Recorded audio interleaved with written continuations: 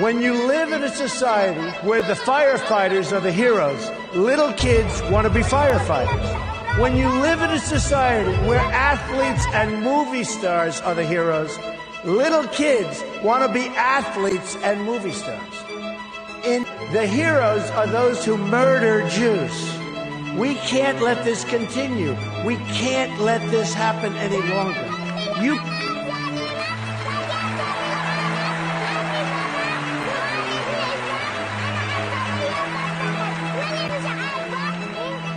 cannot achieve peace if terrorists are treated as martyrs.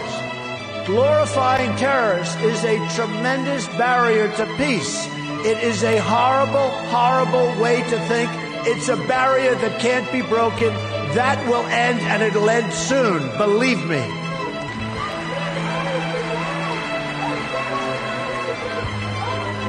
And mosques, you've got a culture of hatred that has been fermenting there for years, and if we want to achieve peace, they've got to go out and they've got to start this educational process. They have to end education of hatred.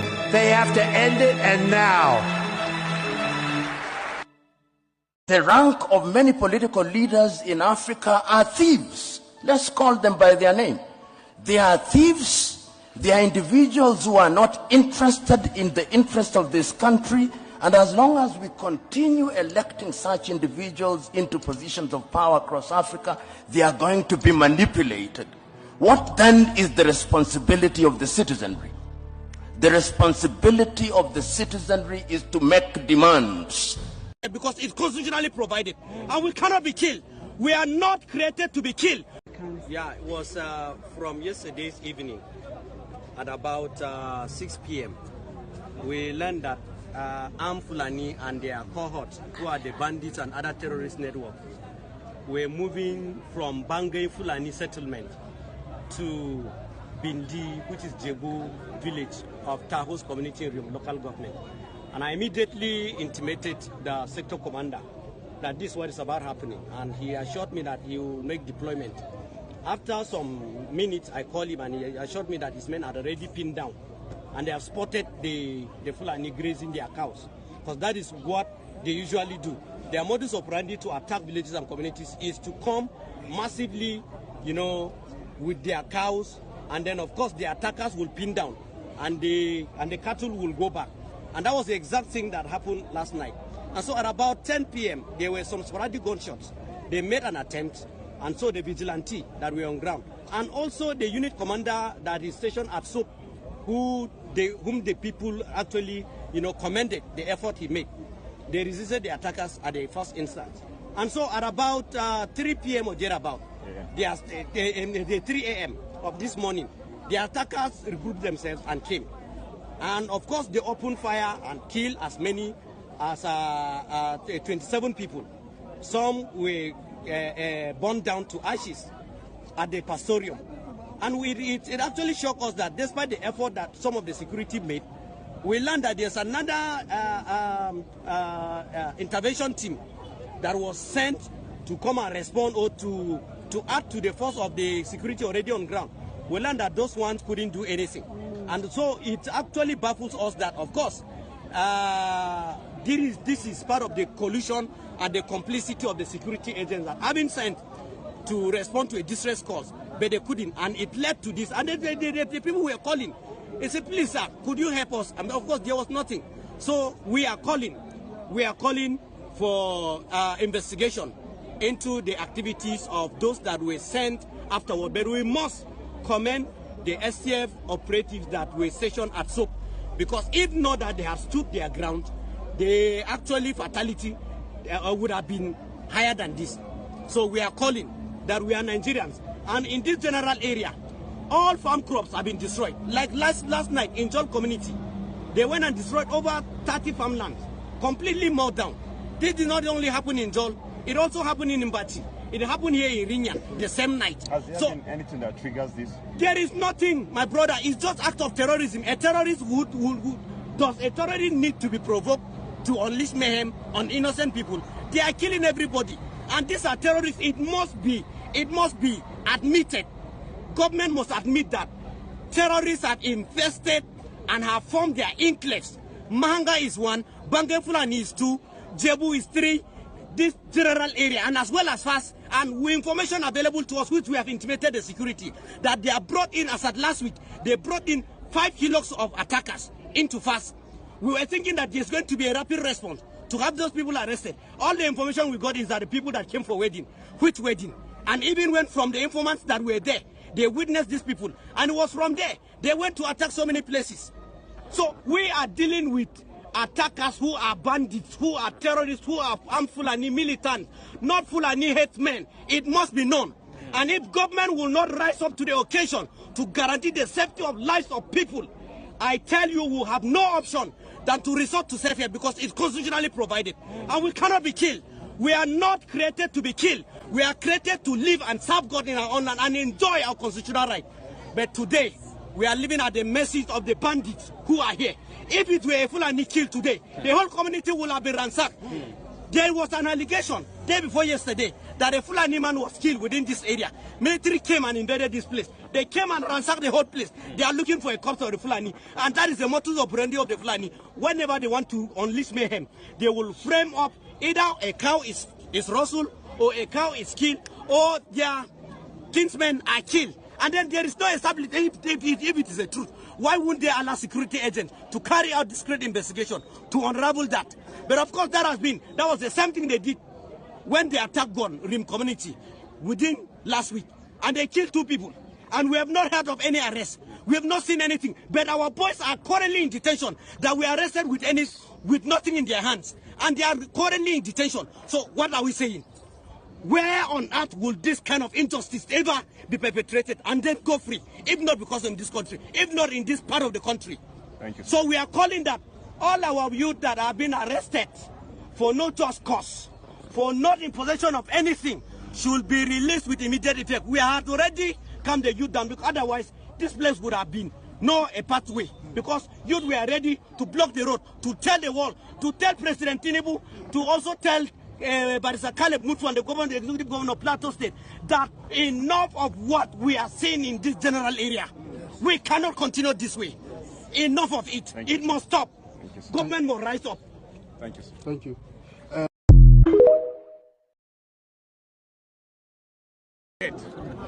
Sir, yesterday I spoke bitterly at Kubon, a village in Bai district, because of the killings. These people came and they killed 7 people. What actually pains us most is it has already been in record that the Moravul man has never attempted attacking a person. We have never done that. We've been piping our youths. And indeed, the Moravul man is a law-abiding person. Yet, these people, they are persisting. What actually is paining us most is when our youth, stand to defend, to react, the security personnel are fighting us. They are fighting us. Most of the casualties in the hospitals, they were injured by these soldiers. I don't actually know. Have they come to secure the life of people or to fight the people? Knowingly that the Fulani man is the man that is always attacking us. They knew, and they have done nothing about it. Besides that also, I want to say this to your hearing, Commissioner of Police. Hear this very, very well. The people used to come with sophisticated weapons. Sophisticated weapons. I have an exhibit of what happened. What is this? What color? Which color is this? Is this not army green? This is what they use. But when our boys will stand with their local, I say local, just local made gun to protect their land, your people will fight them and will also collect it. We are bitter about that one. We are bitter about that one. And so we want to say this categorically, that if these people will not, if they will not support us, if they will not support us, please clear them away.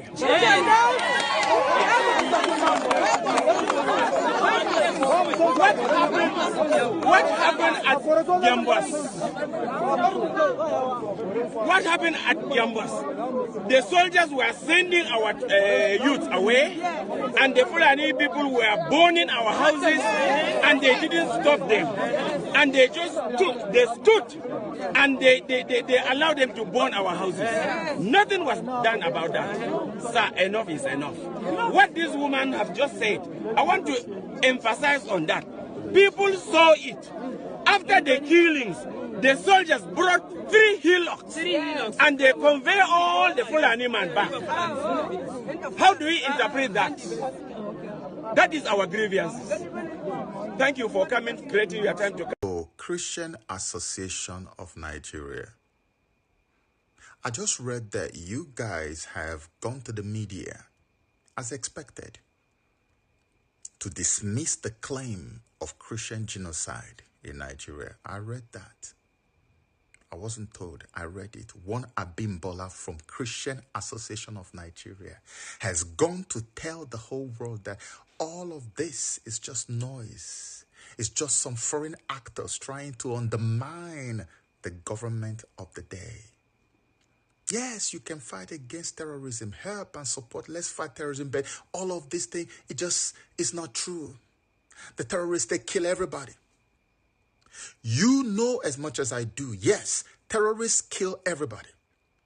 They kill Christians, they kill Muslims. But there has never been any question, any doubt whatsoever as to whether Christians are being systematically eliminated to the point of genocide in this country called Nigeria. There has never been a question. Because you don't have the figures. I posted the figures recently because you guys will not go and take your time to get the numbers of casualties. Some other people did it for you. As at this year, 2025, it's about 125,000 Christians and about 60,000 Muslims. And you tell me there is no Christian genocide in Nigeria? And yet Nigeria is about the worst place to be a Christian? And yet Nigeria recently became the country with the worst life expectancy. And you tell me Christian genocide is not happening. You guys are cursed. You know, the Christian Association of Nigeria has been a very active and vibrant arm of any government that is in power. You guys have never in your lives been on the side of Christians. You have never openly made any major move to say that you are angry with what is happening to Christians in Nigeria. I've never seen any move, no action. You are Christian Association of Nigeria. Tell me what time in the history of your formation, especially since Ɓòķoharm had dawned on Nigeria, that you guys ever took a decision and made a move to challenge the government narrative or position on the killings. Not once. And today you are here again defending the actions of the government of the day. At the time that people are being killed, Christian villages, Christian farms are being completely taken over by terrorists. When they kill some Muslims, you'll be like, oh, but they are killing Muslims too. So because of that, there is no Christian massacre, there is no Christian genocide. Christian Association of Nigeria, I hope and pray that Christians all over the country, Nigeria, will know that you guys are not Christians. That even if you are fake Christians, and that you are not there to protect or fight for the interest of Christians. I said it on record. And we can go back into memory lane and look at all of your antecedents, all of them anti-Christian. You guys are a curse on the body of Christ. And all I can say is, may the God of heaven rebuke all of you one by one. You see, because of tribe, because of tribe and politics, you will now whitewash something that is going to affect so many people, even if the foreigners who are campaigning against this government for their inaction over Christian massacres, even if they have an ulterior motive, even if there's something else they have in mind, why would you stand there and sugarcoat something that is known to even an unborn child, that there is a massive unfolding Christian genocide in Nigeria? We don't need Americans to tell us. Are you guys sick in your minds? You stupid things and claim you are Christian. So Christian who?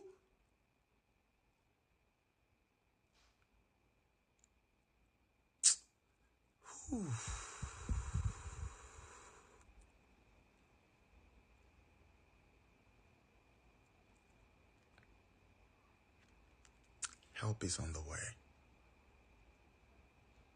Help is on the way. One way or another. God will see his people through. Oh, he will see his people through. Trust me. If it's for you guys, all these hopeless political associations, if it is for you people, all you are doing is canvassing for prayers all over the place. Pray for Nigeria, pray for Nigeria. Do not demarket Nigeria. Do not speak evil of Nigeria. But you don't want to look at the very foundational problem that Nigeria has.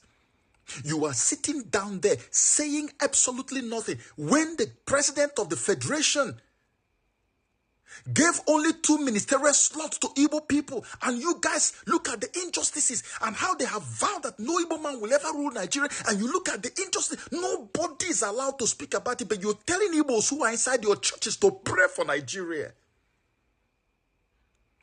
And psychologically, you're seeing the people are being traumatized by injustice. What is the essence of church if it is not to support justice over injustice? If it is not to fight for the oppressed? Because church is business for Nigerians. It's a political tool of control in Nigeria. That's why nobody will pay attention when it comes to defending the injustice meted on other people, like the Igbo people. You will say, oh no, you see, church is church. We don't get involved in politics. But when it comes to whitewashing the lie that is putting a dent on the government of the day, you will get the church involved in praying. You will start speaking up. You will start having protests. 1 million man march, shutting down Ojota, doing all these things, but you can't get involved in the other acts of injustice. You fake people.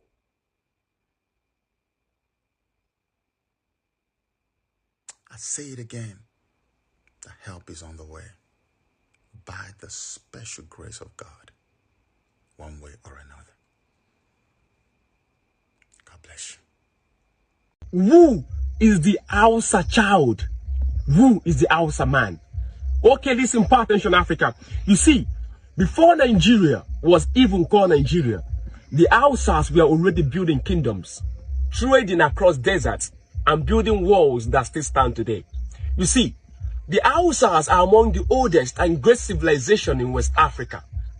The Hausas, from the 10th century, were already building city-states. It was called the Hausa Bakwai. They had Kano, they had Zazu, they had Katsina, they had Rano, they had Brahim.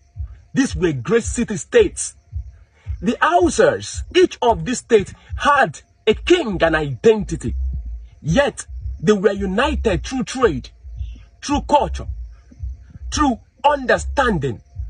You see, the Hausas were dealing in gold. They were dealing in leather, in horses, linking Africa to the rest of the world through the great Saharan sub-routes.